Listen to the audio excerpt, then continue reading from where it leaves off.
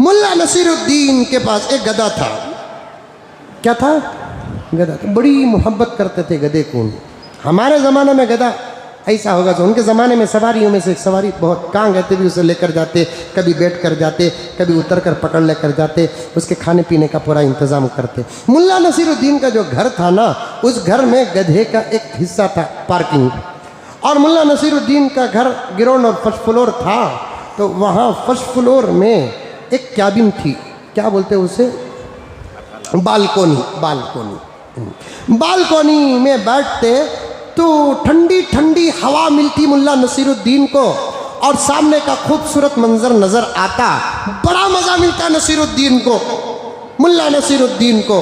तो एक दिन मुल्ला नसीरुद्दीन ने सोचा, मैं इतनी मोहब्बत गधे से करतूँ, हमेशा साथ रखतूँ। कल मैंने एक लतीफ़ा देखा, बड़ा प्यारा था, बरहक था,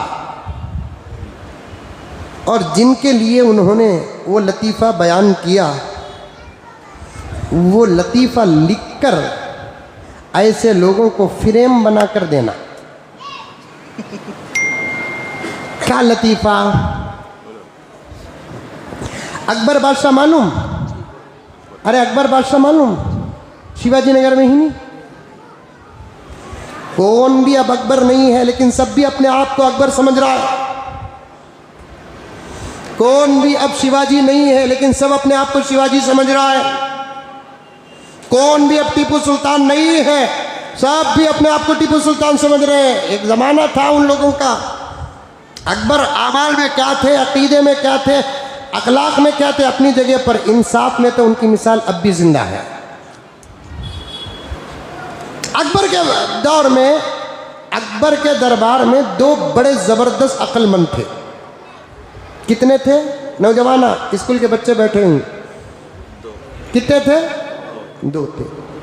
एक बहुत ज़हीन वजीर था बीरबल, जानते नहीं जानते? और एक बहुत अक्लमंद थे, उन आलिम भी थे, मुल्ला नसीरुद्दीन। उन्होंने ज़्यादा अकबर के दरबार में आते नहीं थे।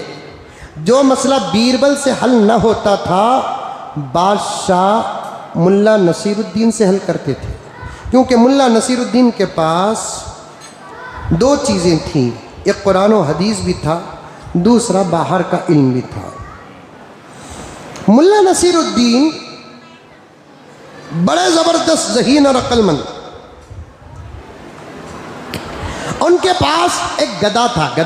गधा मालूम? अरे मालूम नहीं मालूम?